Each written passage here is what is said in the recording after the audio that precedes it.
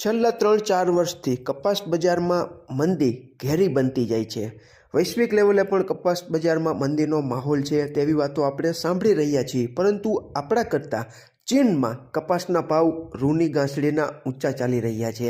ઘણા બધા લોકો અમને પણ કહેતા હોય છે અને એવો ભય છે તે પ્રસરાવતા હોય છે કે વૈશ્વિક લેવલે કપાસના ઉત્પાદનમાં વધારો થવાનો છે અને આપણે ત્યાં વિદેશથી કપાસની જે રૂની આયાત છે તે ઘણી બધી વધી જશે। ખેડૂત મિત્રો, આવી વાતો તમે પણ સાંભળતા હશો। છેલ્લા ઘણા વર્ષોથી ખેડૂત મિત્રો અમે અવલોકન કરતા આવીએ છીએ કે બજારમાં મંદી કરવાવાળો વર્ગ છે તે આવી વાતો છે તે ફેલાવીને ખેડૂતોના મનમાં એક પ્રકારનો ગભરાટ છે તે ઊભો કરતા હોય છે।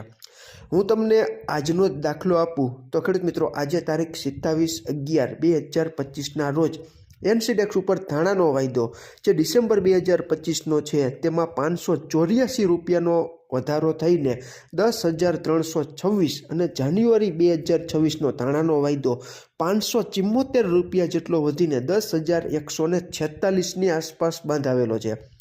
અને એનસીડેક્સ ઉપર જીરા ઊંઝાનો ડિસેમ્બર 2025નો વાયદો 530 રૂપિયા જેટલો વધીને 22,050 અને જાન્યુઆરી 2026નો જીરા ઊંઝાનો વાયદો 635 રૂપિયા જેટલો વધીને 22,375ની આસપાસ બંધાવેલો છે। ખેડૂત મિત્રો, આ બંને પાકોનો વાવેતરનો પાવરફુલ સમયગાળો અત્યારે ચાલી રહ્યો છે અને આમાં પણ તમે એવું જાણતા હશો કે ધાણા અને જીરુંનું વાવેતર છે તે ઘણું બધું વધશે, છતાં પણ કપાસ બજારમાં આની અસર નથી, કારણ કે વાસ્તવિકતા આપણી સામે છે। અત્યારે આપણે જોઈ રહ્યા છીએ કે તાપમાન ઊંચું ચાલી રહ્યું છે। કદાચ ધાણાને વાંધો આવે કે ન આવે તેની ખબર નથી, પરંતુ જીરુંના કુમળા છોડ છે તે ઊંચા તાપમાન સહન ન કરી શકવાને લીધે બળી જવાના પ્રશ્નો ઊભા ચોક્કસ આ સમયગાળામાં અત્યારે તાપમાનમાં જે વધારો થયો છે તેને જોતાં સ્પષ્ટ રીતે દેખાઈ રહ્યું છે અને વાવેતર પણ ઘણું બધું વિલંબમાં પડશે તેવું પણ અત્યારે લાગી રહ્યું છે। અને આની સીધી જ અસર છે તે ધાણા અને જીરુંના બજાર ભાવ ઉપર જોવા મળી છે। આજે જ રાજકોટ ખાતે ધાણાના 20 કિલોના ઊંચામાં ઊંચા ભાવ 1870 સુધી જોવા મળેલા હતા અને જીરુંના 4,021 જેટલો ભાવ ઊંચામાં ઊંચો 20 કિલોનો જોવા મળેલો હતો। તો ખેડૂત મિત્રો, અત્યારે ધાણા અને જીરું બંનેનો વાવેતર વિસ્તાર છે, વાવેતર કરવાનો પાવરફુલ સમયગાળો છે, છતાં પણ તમે જોઈ શકો છો કે વાયદા અને હાજર બજાર બંનેમાં જોરદાર ઉછાળો આજની તારીખે જોવા મળેલો છે। ત્યારે કપાસ બજારમાં આપણે એવું તારણ શા માટે ન કાઢી શકીએ કે અત્યારે આપણે જોઈ રહ્યા છીએ કે ગુજરાતમાં કમોસમી વરસાદ પડ્યો, તેને લીધે મોટો બગાડ થયો અને બીજું કારણ એવું ઉમેરાણું કે ગુલાબી ઈયળનું। તમે કપાસ વાવતા કોઈ પણ ખેડૂત મિત્રોને ફોન કરો અને તેવું ન કહે કે મારા કપાસના પાકમાં ગુલાબી ઈયળ નથી, તો તમે ફોન કરીને ટ્રાય કરો। અમે ઘણા બધા ખેડૂત મિત્રોના કોન્ટેક્ટમાં છીએ। ઘણા બધા ખેડૂત મિત્રો કહે છે કે પરેશભાઈ, આ વર્ષે તો ગુલાબી ઈયળનો કાળો ઘેર છે। ગુલાબી ઈયળનું પણ ઘણું બધું નુકસાન કપાસના પાકમાં જાય છે અને આની સીધી જ અસર કપાસના ઉત્પાદનમાં પડે છે। અત્યારે કપાસ બજાર એટલા માટે દબાયેલી છે કે વૈશ્વિક લેવલે પણ કપાસ બજારમાં મંદીનો માહોલ છવાયેલો છે, પરંતુ ગયા વર્ષે ખેડૂત મિત્રો બજાર એટલા માટે નહોતી વધી શકી। છેલ્લે તેમાં પણ રિકવરી આવી હતી, પરંતુ ગયા વર્ષે પરિસ્થિતિ કંઈક અલગ જ હતી કે ગયા વર્ષે 2 વર્ષનો કપાસ છે તે ખેડૂત મિત્રોએ સાચવ્યો હતો, છતાં પણ બજાર ન મળી। અને આ વર્ષે ગયા વર્ષનો કપાસ બિલકુલ આ વર્ષે કપાસને નડે કે કપાસ બજારને દબવે તેવા કોઈ પણ સંજોગો નથી। માત્ર ને માત્ર વૈશ્વિક મંદી હોવાથી આપણે ત્યાં પણ કપાસ બજારમાં મંદી વકરી રહી હોય તેવો માહોલ છે તે અત્યારે જોવા મળેલો છે। આજની તારીખે ગુજરાતના ઘણા ખરા વિસ્તારોમાં ગામડે બેઠા કપાસના 20 કિલોના ઊંચામાં ઊંચા ભાવ 1,350થી 1,475 અને અતિ સારો કપાસ હોય તો ઘરે બેઠા કદાચ 1,500 કે તેનાથી ઉપરની સપાટીએ પણ કપાસના ભાવ તમારે ત્યાં ચાલતા હોય તો તમે કોમેન્ટમાં જણાવજો।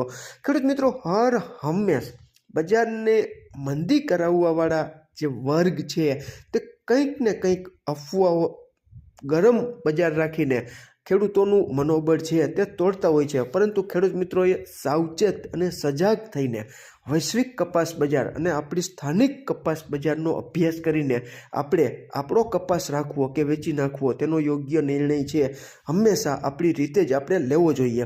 મેં ખેડૂત મિત્રો હમણાં જ કપાસિયા ખોળનો જે 60 કિલોનો કોથળો આવે છે તે અમુક મહિના પહેલાં લીધો, ત્યારે રાઈટ 2400 રૂપિયામાં આવ્યો હતો. અને આજે જ એક વેપારી મિત્રને ફોન કરીને ભાવ જાણ્યો કે કપાસિયા ખોળની હાજર બજાર 60 કિલોની શું ચાલી રહી છે, તો કે 1900થી 1950 સુધી છે.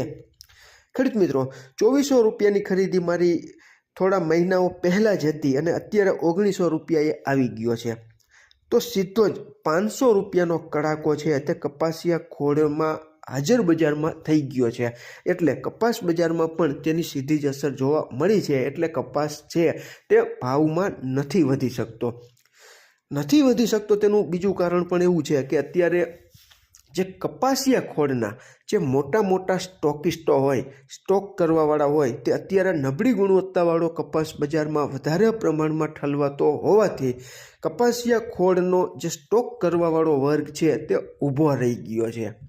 તેના કારણે પણ કપાસિયામાં થોડી ઘણી મૂવમેન્ટ ચોક્કસ તેજી તરફી આવી છે, પરંતુ જોઈએ તેટલો વેગ કપાસિયા બજાર નથી પકડી રહી અને આની તેની અસર છે તે કપાસ બજાર ઉપર નથી જોવા મળતી. એટલે પણ કપાસના ભાવમાં દબાણ હેઠળ માહોલ છે તે જોવા મળી રહ્યો છે. બીજું કે કપાસિયા જે વોશ છે, જે આપણે સાદી ભાષામાં કહીએ ને કે જે તેલ બનાવવા પહેલાંનો જે રગડો છે તેના ભાવ પણ નીચા ચાલી રહ્યા છે.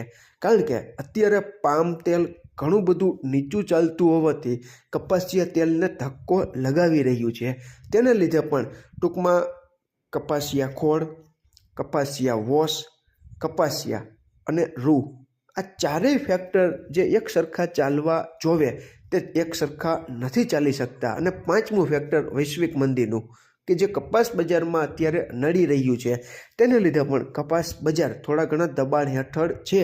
પરંતુ ગુજરાતમાં તો બે ફેક્ટર આવનારા સમયમાં શું વાતાવરણ કપાસ બજારમાં સર્જે છે તે કહેવું અત્યારથી ઘણું બધું મુશ્કેલ છે. કારણ કે ગુજરાતમાં વાવેતર વિસ્તારમાં પણ ઘટાડો છે, ગુલાબી ઈયળનું નુકસાન છે અને કમોસમી વરસાદને લીધે બગાડ છે.